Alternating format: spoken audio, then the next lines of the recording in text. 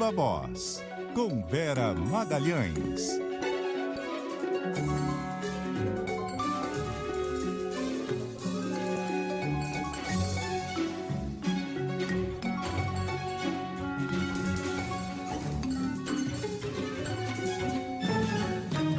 Vera Magalhães, boa noite, tudo bem? Oi, Débora, boa noite para você, para Carol, para os ouvintes, para quem nos assiste.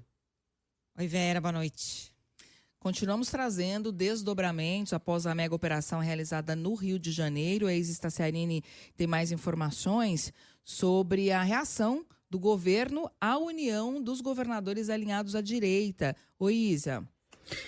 Pois é, Débora, olha, para se contrapor aí, né, à ofensiva dos governadores de direita que viajaram ao Rio de Janeiro para demonstrarem apoio ao governador Cláudio Castro e que sempre tiveram pautas do crime organizado como prioridade, o governo Lula vai reforçar a partir de agora a defesa por ações coordenadas de enfrentamento a essas facções criminosas. O caminho, portanto, passa por mostrar que o que ocorreu no Rio foi um estopim de uma crise na criminalidade que se arrasta há anos, inclusive sem solução até por governos de direita que já passaram pelo Palácio do Planalto. E que a estratégia agora passa por aprovar propostas no Congresso para enfrentar a estrutura dessas organizações criminosas, como a PEC da Segurança e o projeto antifacção, que o Ministério da Justiça planeja enviar nos próximos dias. E em relação à PEC da Segurança, o presidente da Câmara, Hugo Mota, sinalizou há pouco que deve começar a votar, que deve colocar em votação no início de dezembro, e ainda declarou que o plenário vai analisar a proposta de maneira rápida. No Palácio do Planalto, a ordem é tentar evitar o enfrentamento político e agir de forma técnica.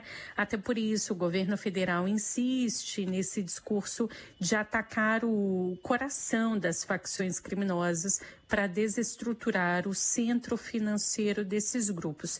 Além disso, na contramão da mega operação mais letal da história do Rio de Janeiro, o governo federal foca que é preciso atacar a cabeça do crime organizado, como foi feito na operação que mirou o combate da lavagem de dinheiro, inclusive por integrantes do PCC na Faria Lima, Centro Financeiro de São Paulo, e foi justamente essa toada usada em um vídeo institucional divulgado nas redes oficiais do governo Lula, que criticou as mortes no Rio de Janeiro. O vídeo trata o crime organizado como o maior problema do Brasil, mas diz que o combate não deve mirar em pessoas, mas sim no cérebro e no coração dessas facções.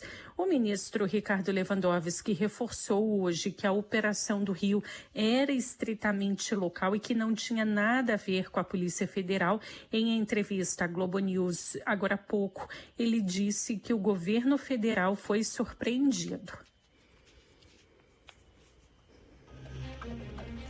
Eu acho que a gente tem um trechinho dessa fala. Nós, do governo federal, nos vimos diante de um fato consumado.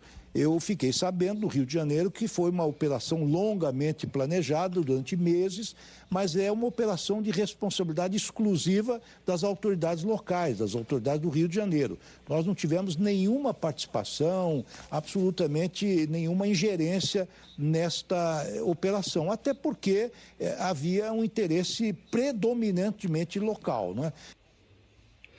Inclusive, em meio, às críticas do governador do Rio de Janeiro, Cláudio Castro, que se queixa, de uma falta de cooperação da Polícia Federal, o presidente Lula repercutiu agora há pouco nas redes sociais uma operação feita pela PF para desarticular um esquema de fraudes bancárias suspeito de desviar mais de 813 milhões de contas mantidas por bancos para operacionar as transferências PIX realizadas pelos clientes. Lula diz inteligência policial, tecnologia e planejamento, e que é com o uso dessas armas que a Polícia Federal localizou e prendeu suspeitos de integrar a quadrilha de hackers que desviou dinheiro de empresas ligadas ao PIX, e reforça mais um trabalho sério e eficaz da Polícia Federal na contramão das críticas. Débora. Obrigada, Isa, pelas informações. Governadores de direita alinhados à direita, estão no Rio de Janeiro para uma segunda reunião com o Cláudio Castro. Estão reunidos nesse momento, se a reunião começou no horário, né? Às 6. Daqui a pouquinho a gente vai trazer mais detalhes sobre essa reunião aqui para você também. Agora, Vera, com relação a essa disputa e também essa preocupação do governo federal, o que você destacaria?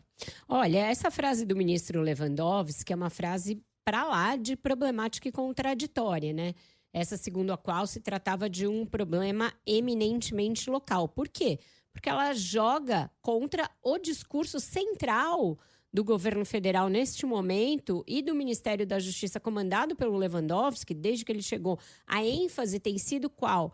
Em dizer que crime organizado é um problema transnacional e que precisa de coordenação do governo federal e que, portanto, precisa aprovar uma proposta de emenda à Constituição para tornar essa cooperação uma regra e não uma exceção, criar os modelos para essa união de esforços e para essa coordenação a partir de Brasília. E é isso que tem, inclusive, despertado resistência dos governadores de oposição que não querem essa coordenação, que não querem abrir mão de prerrogativas no comando da política de segurança pública. Então, dizer, nesse caso se tratava de um problema eminentemente local, é uma frase típica de quem está querendo tirar o corpo fora, e não tirar o corpo fora do operacional da operação, de se posicionar sobre a operação, de se posicionar se ela foi realizada em atendimento à regra da proporcionalidade no uso da força,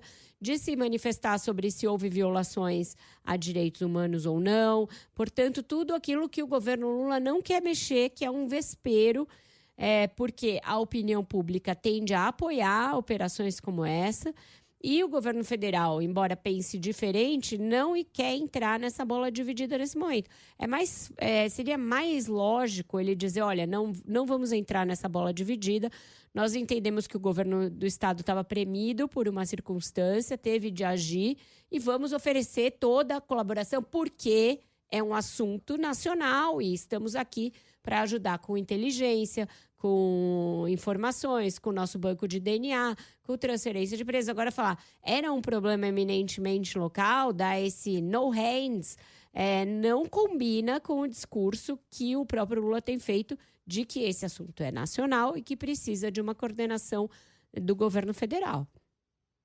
Vera, e como é que o campo progressista, como é que a própria esquerda está vendo essa postura do governo federal? Uma decepção, existe ali um certo inconformismo, mas de novo, né, Carol? De novo, como eu apontei numa coluna na semana passada, toda essa decepção e todo esse inconformismo, quando tem como objeto o Lula e o seu governo, são em muitos decibéis abaixo do que seriam se o governo fosse qualquer outro. Não a esquerda e os movimentos progressistas, movimentos de direitos humanos incluídos, não cobram o Lula com a mesma veemência que cobram políticos de outros campos aí do centro para a direita. Se esperava que o governo fosse ficar frontalmente contra a operação. Era uma cobrança, inclusive, que estava sendo feita nas redes sociais, numa cobertura que esses movimentos aí de defesa dos direitos humanos fizeram amplamente daquele momento de resgate de corpos na mata, etc. E essa cobrança não veio nesse tom, pelo contrário, né? Não se viu uma palavra do Lula a respeito de qualquer tipo de violação, nem lamentou o enorme número de mortos, ele não tocou nesse assunto. E a gente não viu nenhum repúdio, não viu nenhuma crítica, não viu nenhuma cobrança de grandes expoentes de movimentos de direitos humanos para que ele fizesse isso. A ministra Macaé Evaristo é que, incidentalmente, hoje, depois de ter sido deixada de fora da comitiva ontem, diga-se, que foi ao Rio, hoje ela está cobrando ali transparência nos laudos de perícia, nos laudos do IML, etc., mas é uma coisa da ministra e não do presidente da República e nem do ministro da Justiça. Tinha até uma expectativa, né, de que o Lula falasse sobre isso ontem na posse do Boulos, mas acabou saindo sem falar, fez ali uma postagem bastante neutra, e teve também, por outro lado, um vídeo que foi divulgado pelo governo com críticas à operação.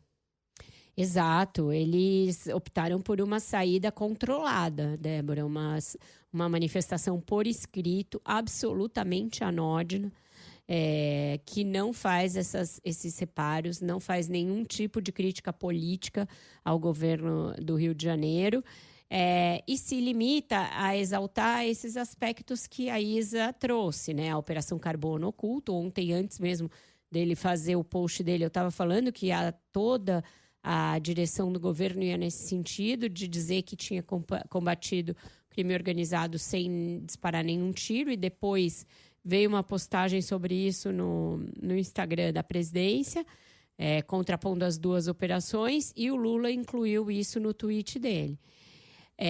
E essa coisa dos projetos, um que está na Câmara, que é a PEC da segurança, e o outro que vai ser enviado algum dia, que é o projeto de lei antifacções. Então, o eixo da resposta federal vai ser esse, e até aqui o presidente não fez nenhuma manifestação de viva voz, para usar o nome deste programa, a respeito do assunto da semana, um assunto, talvez, um dos assuntos que mais vão repercutir sobre o Brasil no mundo neste ano. Gente, deixa eu registrar rapidinho, porque está tendo protesto de familiares dos mortos nessa mega operação nos complexos da Penha e do Alemão, em frente ao Instituto Médico Legal aqui do Rio de Janeiro. Ao longo de todo o dia, a gente vem registrando, né, as queixas dessas famílias, de morosidade na liberação dos corpos. Nesse momento, tem familiares fechando a via onde fica o IML, a Avenida Francisco Bicalho, uma via super importante que liga, uma via de ligação ali de quem vem da Avenida Brasil em direção ao centro do Rio, em direção à Cidade Nova. Então, os manifestantes estão fechando justamente essa pista de quem vem da Avenida Brasil em direção ao centro do Rio. Agora, a hora do rush de certa forma, no contrafluxo, porque a movimentação maior é do centro em direção à Avenida Brasil, mas, de qualquer forma, o trânsito está tumultuado por lá. A gente vai seguir acompanhando e dando esse noticiário, sobretudo aqui no noticiário local. A gente vai seguir com a repercussão da mega operação da polícia, porque o secretário de Segurança do Rio hoje deu uma coletiva, falou sobre isso, falou sobre a expectativa para a vinda do ministro do Supremo, Alexandre de Moraes, aqui ao Rio na segunda-feira, né, para uma série de audiências aí no âmbito da ADPF das favelas. A Clara Simão traz para a gente essas informações. Oi, Clara, boa noite para você. Boa noite, Carol, Vera, Débora, aos nossos ouvintes. Pois o secretário de Segurança do Rio, Vitor Santos, comentou a vinda do ministro do STF, Alexandre de Moraes, na próxima segunda-feira para uma série de audiências com autoridades locais após a mega operação que deixou 121 mortos aqui no Rio. Durante uma coletiva de imprensa, depois de uma reunião com um grupo de deputados federais, o secretário afirmou que irá mostrar ao ministro o que as forças policiais do Rio enfrentam.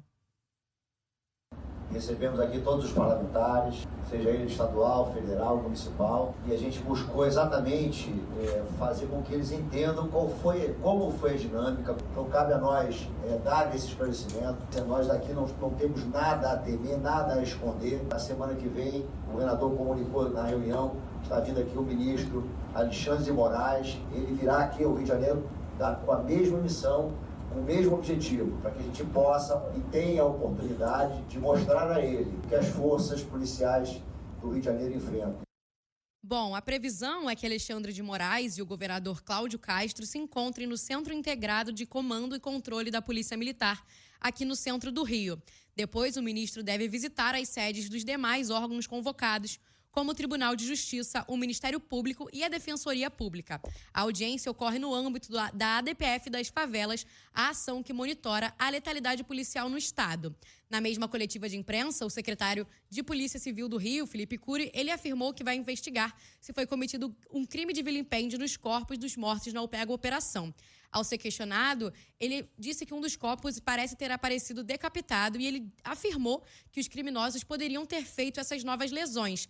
Ele também, pela manhã, a coordenadora de defesa criminal da Defensoria, a Rafaela Garcês, ela havia dito que o órgão iria recorrer à justiça para garantir o acesso às investigações. Este órgão, no caso, é a Defensoria. Sobre a identificação dos corpos, o secretário de Segurança, o Vitor Santos, disse que a lista deve ser finalizada até o fim dessa semana e que um dos motivos que dificulta a identificação é que muitos dos mortos são de outros estados. Carol. Obrigada, Clara. Vera, é usual essa ação do ministro Alexandre de Moraes, a decisão dele de vir ao Rio de Janeiro para essa série de audiências?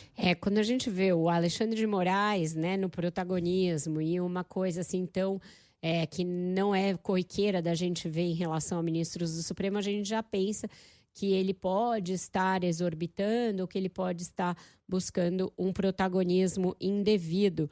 Mas não é o caso. Ele embasou a decisão dele, de 10 páginas, no regimento interno do próprio Supremo Tribunal Federal, Carol. E aí o artigo 21 do Supremo fala que sim, prerrogativa de um relator de uma DPF, como é o caso dessa DPF das favelas, que é a DPF 635. Então, diz o artigo 21 do regimento, prerrogativa é convocar a audiência pública para ouvir o depoimento de pessoas com experiência e autoridade em determinada matéria, sempre que entender necessário o esclarecimento de questões e circunstâncias do fato com repercussão geral ou interesse público relevante. Então, ele se amparou nesse artigo do regimento para justificar a decisão de ir lá e marcou uma série de audiências separadas com autoridades do Rio para tratar desse assunto. Então, vão ser 4 audiências separadamente, todas elas na segunda-feira, primeiro com o governador Cláudio Castro, depois com o presidente do Tribunal de Justiça, depois com o Procurador-Geral de Justiça do Estado e depois com o Defensor Público do Estado. Tudo isso por quê?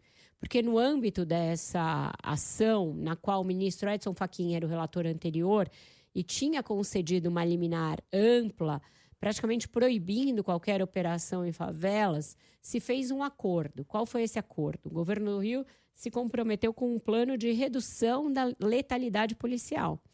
E isso soa até irônico quando a gente tem a operação mais letal da história, não só do Rio de Janeiro, mas do país, ocorrida na vigência de um plano de redução de letalidade policial. Então, é o descumprimento desse plano que foi feito e que ocasionou a cassação parcial da liminar, né? Foi liberada a volta nas operações policiais nas comunidades desde que se cumprisse uma série de exigências desse plano. É o descumprimento desse plano que ele vai tentar averiguar nessas audiências da segunda-feira. Mas é isso. De novo, a gente vai ver o ministro Alexandre de Moraes com um amplo protagonismo num tema de interesse nacional.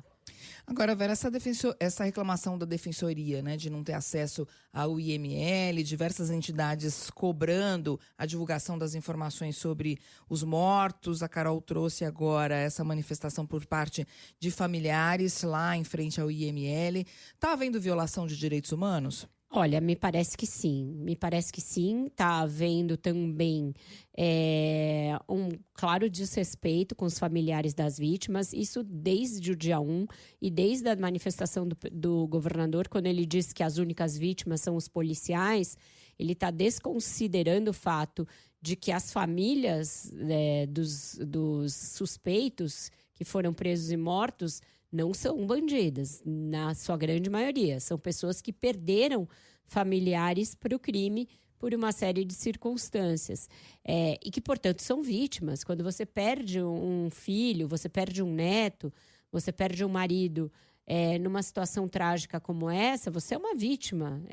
Você não fez nada para passar por essa situação.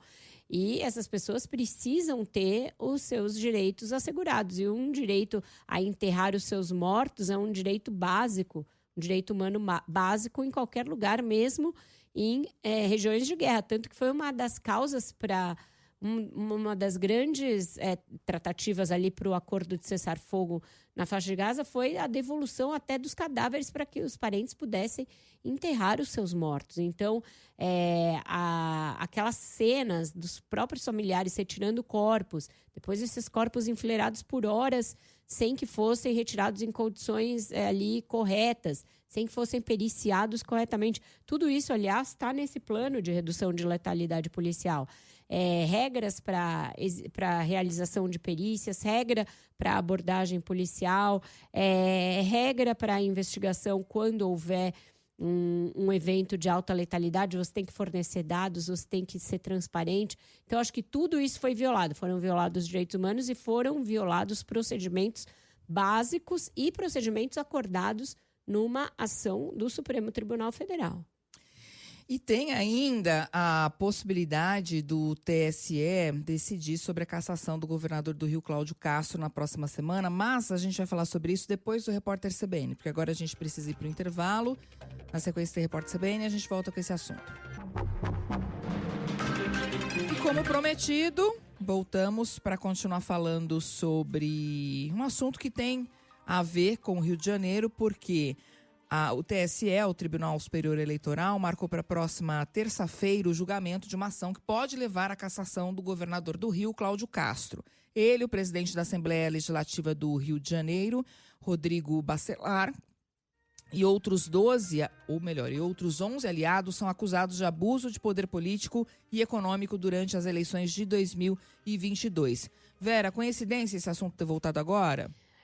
Os aliados do governador Cláudio Castro dizem que não, apontam que houve ali uma espécie de mão do gato do governo para tentar influenciar a decisão da relatora Isabel Galotti de colocar o assunto em pauta agora. Mas é uma ilação, a gente não tem como comprovar isso. Por quê?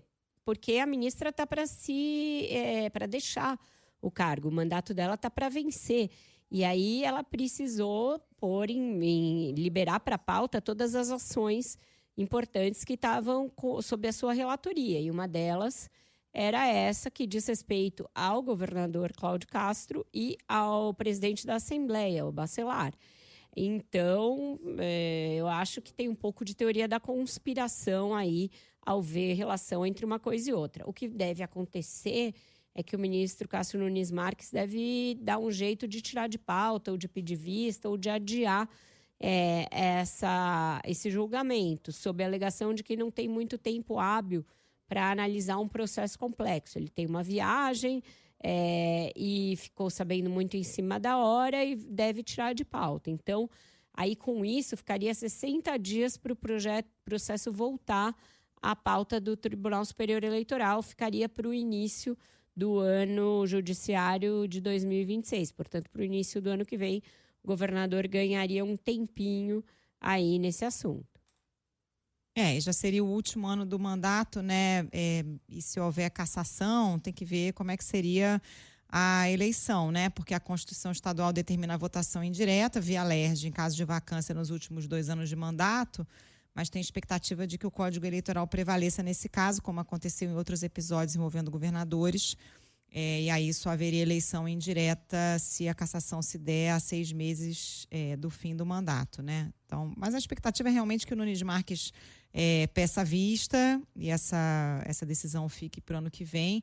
O entorno do Castro está alerta, porque a ministra Isabel Galotti já proferiu um voto bem duro a favor da cassação de um outro governador de Roraima, né? O Antônio Denário, também por abuso de poder político e econômico.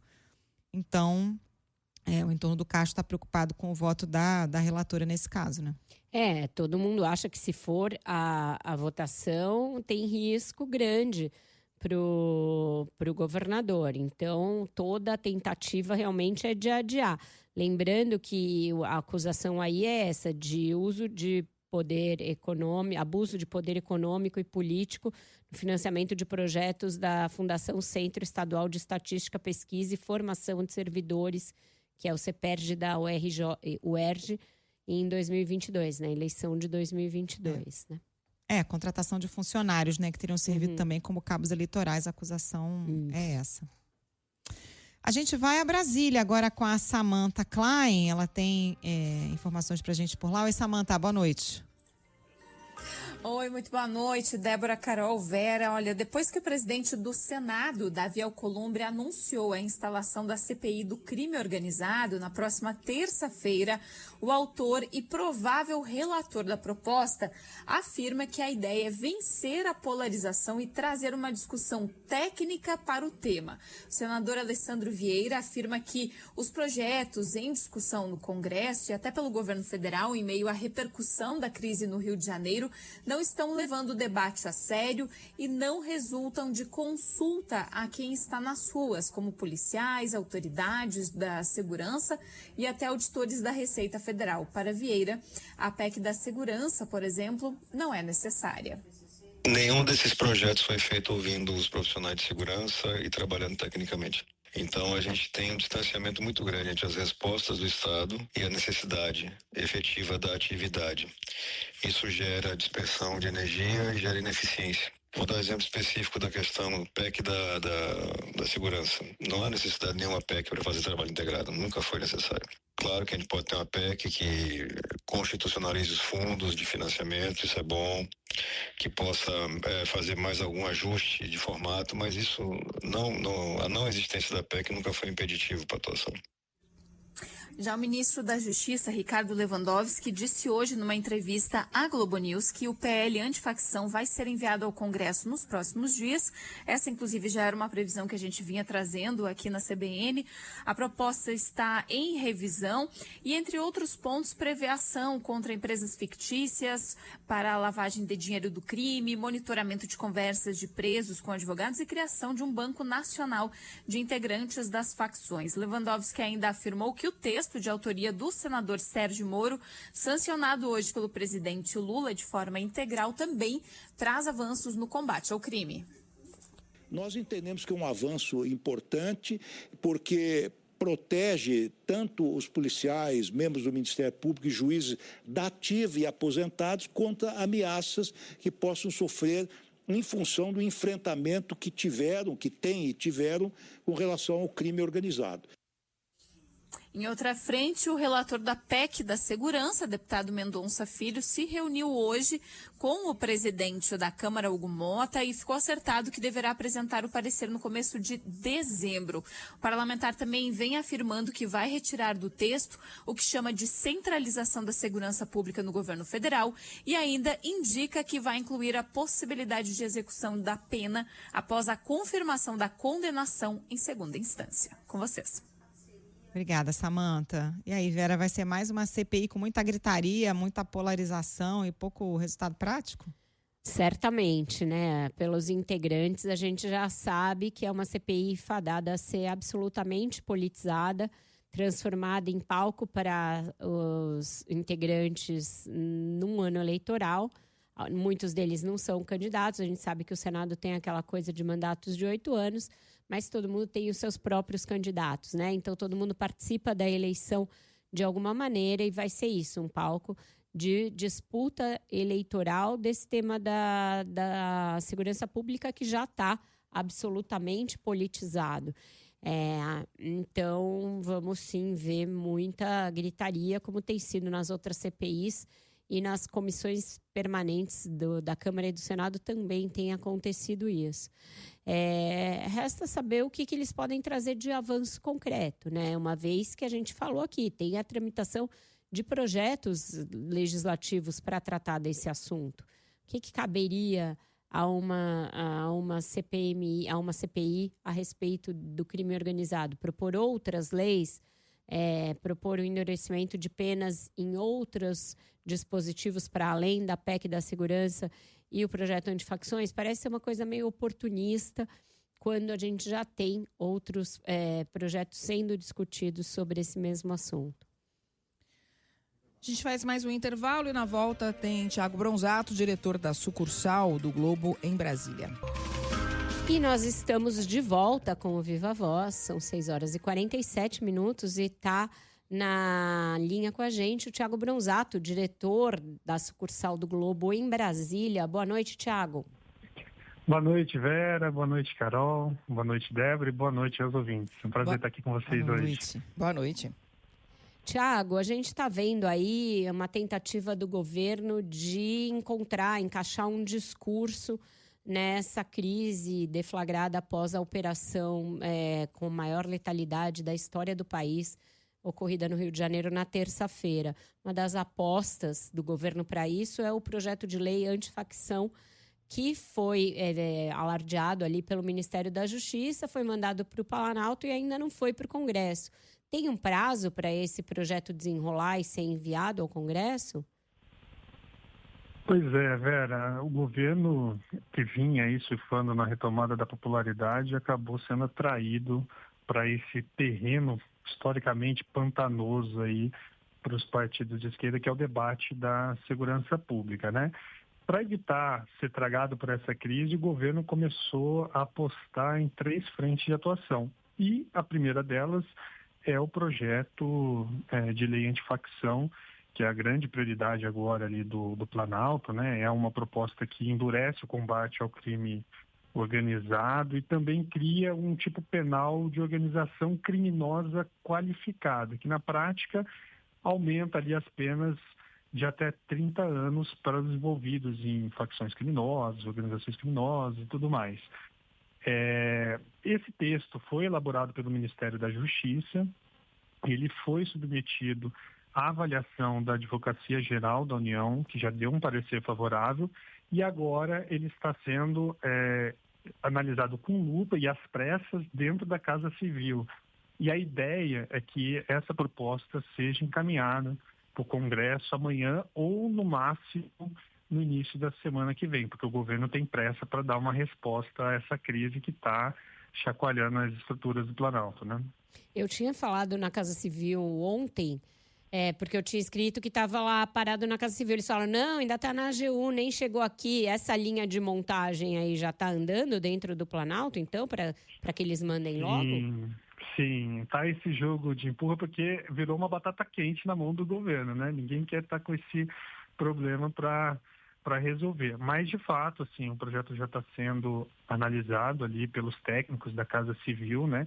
E o próprio presidente Lula pediu um empenho e mais celeridade.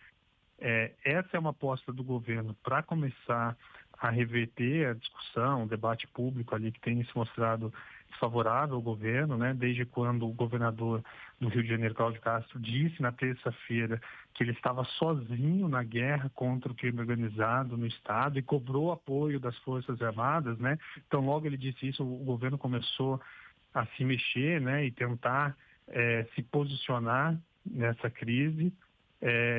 Essa coreografia acabou não dando muito certo, né? Porque o diretor da Polícia Federal, Andrei Rodrigues, acabou ali dando um escorregão quando estava falando com a imprensa, né? E falou que ele admitiu que a Polícia Militar do Rio fez uma consulta à corporação sobre a participação na operação, mas que ele resolveu não participar porque a avaliação da PF que não caberia a entrada dos agentes federais nessa ação. Então, assim, o governo está desesperado, correndo ali para tentar se posicionar nessa crise, né?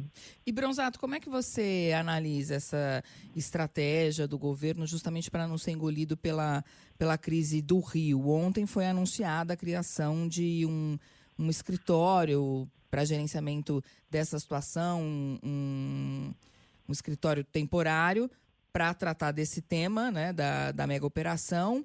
Mas, enfim, tem muita coisa acontecendo, né?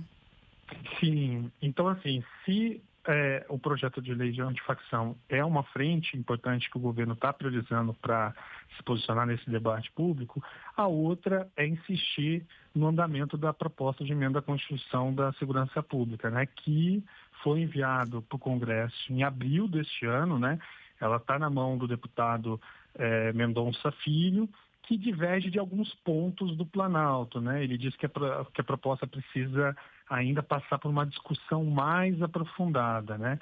O Mendonça Filho, ele indicou que deve incluir ali no relatório dele a possibilidade de execução da pena após a confirmação da condenação à segunda instância, né? Algo que já foi julgado pelo Supremo Tribunal Federal e descartado no entendimento do Supremo Federal, porque hoje o entendimento é que o processo precisa transitar em julgado para que a pessoa seja presa. O Mendonça Filho está avaliando mudar isso no relatório, o que gera discórdia dentro do governo, porque o ministro da Justiça, que é o autor da PEC da Segurança Pública, ele defende que tenha o trânsito julgado e que a PEC da Segurança Pública não é para tratar desses temas, mas sim de formular políticas públicas para você combater a organização criminosa.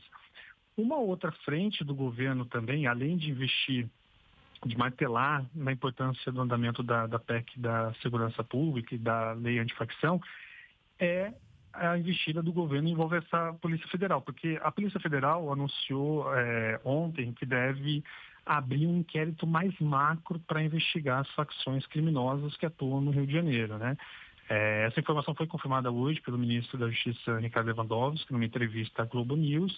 E, na prática, o que isso significa? Que a Polícia Federal vai começar a fazer uma grande investigação, né? Assim como fez na Operação Carbono Oculto, que desvendou um esquema de lavagem de dinheiro do PCC nos setores de combustível e fintechs, para começar realmente a desmantelar ali as organizações criminosas instaladas no Rio. Essa é uma frente importante que o governo também aposta, porque aí você consegue fazer uma espécie de federalização do caso e atrair a investigação para o centro do debate público, que é o governo controlando aí essas apurações, né? O Bronzato, você falou bastante já das articulações do lado do governo. Na oposição, essa situação no Rio acabou dando uma pauta, um discurso ali para aglutinar os governadores da oposição. Alguns estão surfando também politicamente nisso, é o caso do Caiado, do Zema. Hoje está tendo essa reunião do governador Cláudio Castro com governadores de oposição.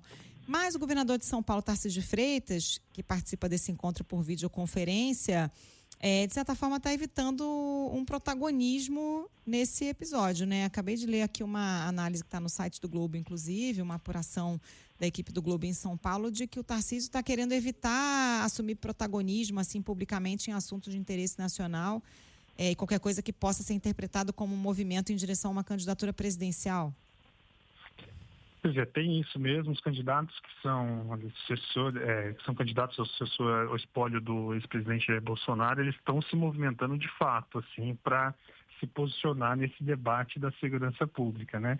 Como você bem disse, hoje os governadores Ronaldo Caiado, de Goiás, e Ratinho Júnior, do Paraná, eles foram para o Rio, né, para se encontrar com o Cláudio Castro, demonstrar todo o apoio à operação policial, né?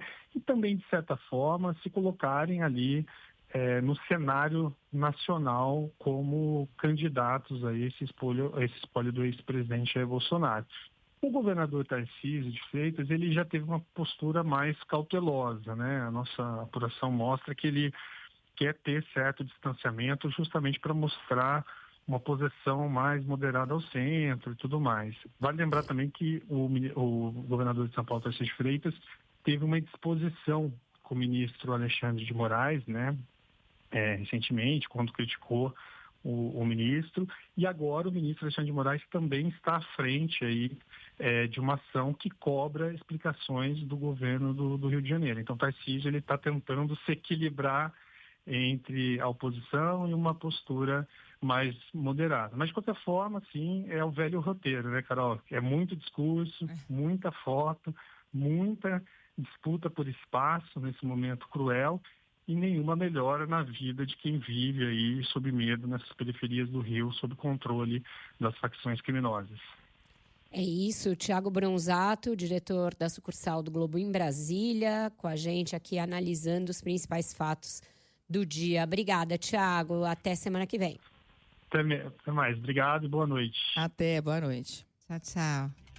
Gente, antes da gente encerrar aqui o Viva Voz, temos informações no Rio de Janeiro. A Juliana Prado está no Palácio Guanabara, né, acompanhando essa reunião do governador Cláudio Castro com governadores de oposição. A reunião está rolando, né, Juliana?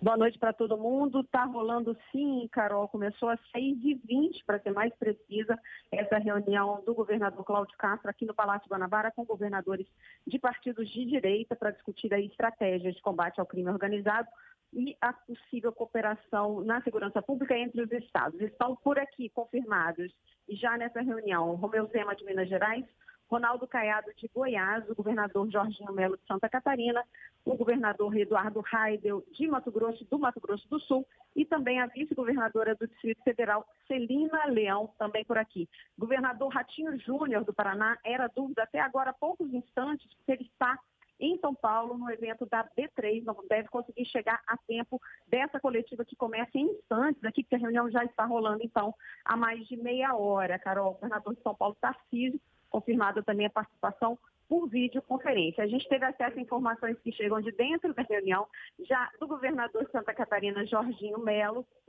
declarando aí todo o apoio ao governo do Rio, né, oferecendo apoio logístico, enfim, do estado dele para as ações que têm que ser tomadas aqui no Rio de Janeiro. A gente segue acompanhando aqui, em instantes deve começar essa coletiva aqui no Palácio Guanabara. Carol, Débora e Vera. Obrigada, Juliana. Então é isso, gente. Caiado de Goiás, Ema de Minas Gerais, Jorginho Melo Santa Catarina, Eduardo Riedel Mato Grosso do Sul e a vice-governadora do Distrito Federal, Ratinho Júnior, está em São Paulo, e Tarcísio de Freitas entrando por videoconferência. O tom das falas, pelo que eu apurei, todo ele em apoio ao governador Cláudio Castro. Você está certo, você fez o que tinha que fazer, conte com o nosso apoio.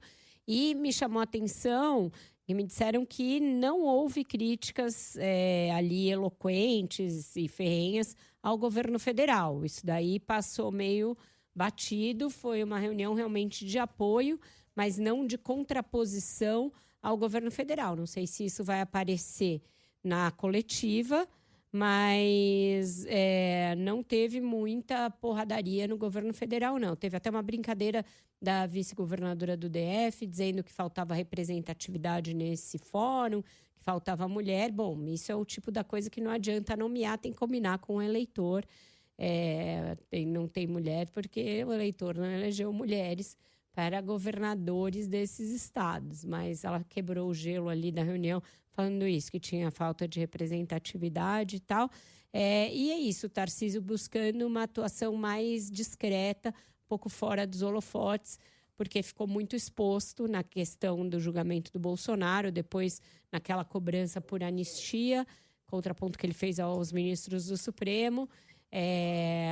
Foi questionado até pela família Bolsonaro, que achava que ele estava querendo ser candidato a presidente, passando por cima da indicação do Bolsonaro. Então, ele resolveu tirar o time de campo por enquanto e ficar mais na dele. Muito bem. Vera Magalhães, amanhã de volta, sexta-feira, dia de resumo da semana. Beijo, até. Até lá. Um ótimo jornal para vocês, gente. Até.